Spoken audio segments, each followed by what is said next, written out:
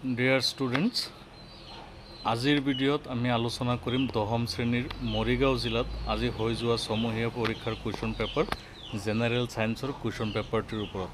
এই কুৱেশ্যন পেপাৰৰ যিকেইটা MCQ আছে সেই MCQ কেইটা মই তোমালোকক কৰি দি আছোঁ। এইকেইটা তোমালোকে মিলাই চোৱা কিমানকেইটা শুদ্ধ হৈছে আৰু নহৈছে। আৰু এটি কথা তোমালোকক, যিসকল 10ম শ্ৰেণীত পঢ়ি আছা তোমালোকে চেনেলটো ছাবস্ক্ৰাইব কৰিবলৈ নাপাহৰিবা। পৰীক্ষাত যি ধৰণৰ কুৱেশ্যন আহে এই আটাইবিলাক চেপ্টাৰৰ ওপৰত আমি পৰীক্ষাৰ পিছৰ পৰাই ক্লাছ আৰম্ভ কৰিম। সেই বিষয়ে প্ৰতিটো চেপ্টাৰৰ ওপৰত পুংখানুপুংখকৈ আলোচনা হ'ব। গতিকে সকলোৱে সেই ভিডিঅ'বিলাক পাই থাকিবলৈ চেনেলটো ছাবস্ক্ৰাইব কৰি দিয়া। সকলোৱে ছাবস্ক্ৰাইব কৰিবা। বলা দেৰি নকৰি ভিডিঅ'টি ষ্টাৰ্ট কৰোঁ।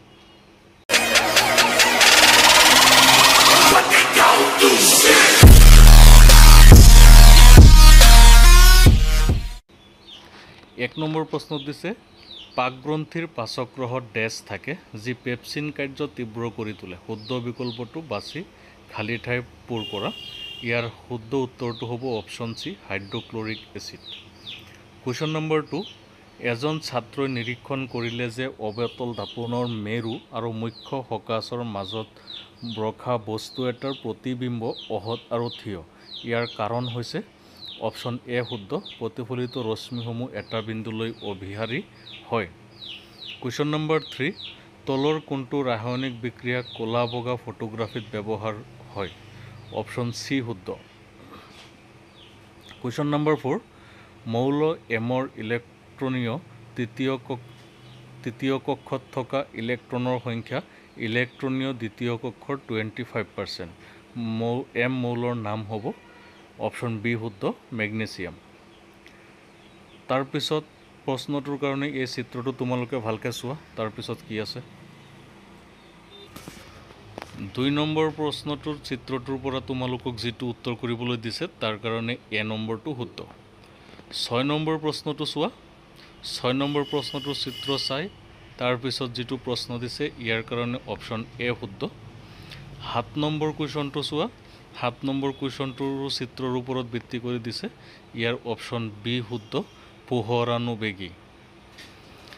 তাৰপিছত 8 নম্বৰত দিয়া হৈছে, তলত ধাতৱ অক্সাইড আৰু এচিডৰ মাজত ঘটা ৰাসায়নিক বিক্ৰিয়া এটা দেখুওৱা হৈছে। এই বিক্ৰিয়াটো চোৱা, ইয়াত এক্স হ'ল option A Lavan. Question number 9ত দিছে, সৌৰ কুকাৰত প্ৰতিফলক ব্যৱহাৰৰ কাৰণ হ'ল অপশ্যন চি, দক্ষতা বৃদ্ধি কৰা। 10 নম্বৰতো চিত্ৰ চোৱা আৰু চিত্ৰৰ পৰা চাই যিটো অপশ্যন শুদ্ধ হ'ব সেইটো হৈছে অপশ্যন বি। কুৱেশ্যন নম্বৰ 11, তলৰ কোনটো ৰাসায়নিক বিক্ৰিয়াৰ ফলত দুৰ্গন্ধিতা বা ৰেঞ্চিডিটি হয়? ইয়াৰ শুদ্ধ অপশ্যন হ'ব এ, জাৰণ। কুৱেশ্যন নম্বৰ 12ত তোমালোকক কিছুমান মৌলৰ পাৰমাণৱিক সংখ্যা আৰু সংকেত দিয়া হৈছে। সেই সংকেতকেইটাৰ ওপৰত ভিত্তি কৰি যিটো প্ৰশ্ন সোধা হৈছে তাৰ কাৰণে শুদ্ধ অপশ্যন হৈছে চি। 13 নম্বৰ কুৱেশ্যনটো চোৱা তোমালোকে। 13 নম্বৰতো তোমালোকক এটা চিত্ৰ দিয়া হৈছে আৰু চিত্ৰত দেখুওৱাৰ ধৰণে পোহৰৰ ৰশ্মি এটাই কাঁচৰ টুকুৰা এটাৰ মাজেৰে পাৰ হৈ যাওঁতে পোহৰৰ গতিপথ দেখুওৱা হৈছে। পোহৰ ৰশ্মি ইয়াৰ মূল পথৰ পৰা বিচ্যুত হোৱাৰ কাৰণ কি? অপশ্যন ডি শুদ্ধ, মাধ্যমৰ ঘনত্বৰ পৰিৱৰ্তন। কুৱেশ্যন নম্বৰ 14, তলৰ কোনটো প্ৰক্ৰিয়াই সূৰ্যৰ পৰা আহৰণ কৰা শক্তিৰ পৰা সৌৰজাল হিটাৰৰ বাবে শক্তি উৎপাদন কৰাটো ব্যাখ্যা কৰে? অপশ্যন ডি শুদ্ধ। কুৱেশ্যন নম্বৰ 15, তলৰ ৰাসায়নিক বিক্ৰিয়াটোত জিংক অক্সাইডে কাৰ্বনৰ লগত বিক্ৰিয়া কৰি জিংক ধাতু আৰু কাৰ্বন মনোঅক্সাইড উৎপন্ন কৰিছে আৰু উক্ত ৰাসায়নিক বিক্ৰিয়াটো জাৰিত আৰু বিজাৰিত হোৱা পদাৰ্থকেইটা হ'ল ক্ৰমে অপশ্যন এ শুদ্ধ। কুৱেশ্যন নম্বৰ 16ত দিছে, চূণশিল, মাৰ্বল, চূণপানী চক ওপৰৰ কোনটো বা কোনকেইটা কেলছিয়াম কাৰ্বনেটৰ ভিন্ন ৰূপ? অপশ্যন চি শুদ্ধ। কুৱেশ্যন নম্বৰ 17, ভেকুলী, চৰাই, জেঠী আৰু মানুহৰ অগ্ৰপদৰ মাজত বিৱৰ্তনিক সম্বন্ধ আছে। এই সম্বন্ধটো হ'ল অপশ্যন এ শুদ্ধ, সমসংস্থ অংগ। কুৱেশ্যন নম্বৰ 18ত তোমালোকক এছাৰশ্যন আৰু ৰিজন দিয়া হৈছে, ইয়াৰ কাৰণে অপশ্যন এ শুদ্ধ। কুৱেশ্যন নম্বৰ 19ত যি প্ৰশ্নটো দিয়া হৈছে ক অংশৰ লগত খ অংশ মিলাই তাৰপিছত বিকল্পবিলাক বাছিব দিছে, তাৰ কাৰণে অপশ্যন বি শুদ্ধ। কুৱেশ্যন নম্বৰ 20ৰ চিত্ৰটো তোমালোকে ভালকৈ চোৱা। তাৰপিছত কুৱেশ্যন নম্বৰ 20ৰ কাৰণে অপশ্যন ডি শুদ্ধ। তাৰপিছত কুৱেশ্যন নম্বৰ 21, চকুৰ লেন্সে অক্ষিপটত কেনেধৰণৰ প্ৰতিবিম্ব গঠন কৰে? ইয়াৰ শুদ্ধ অপশ্যন হৈছে বি।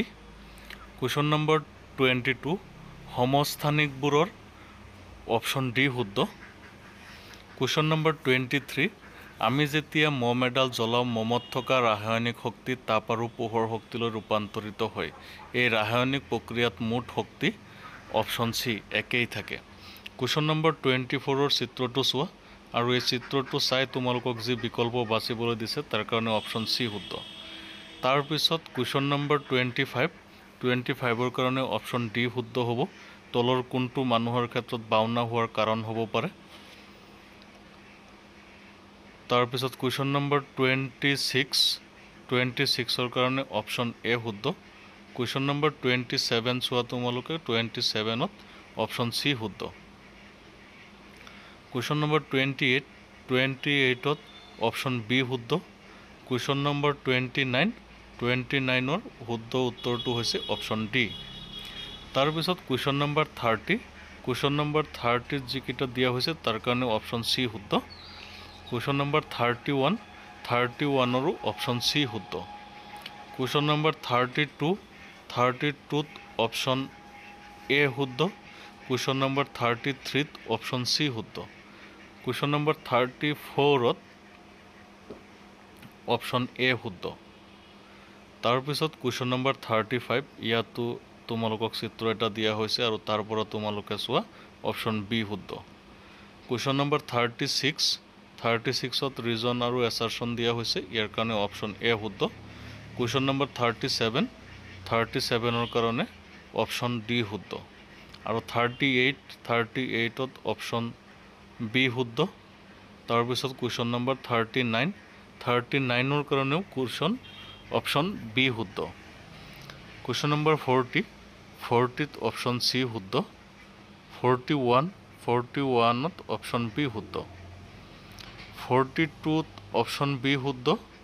43 অপশ্যন এ শুদ্ধ। 44 অপশ্যন বি শুদ্ধ।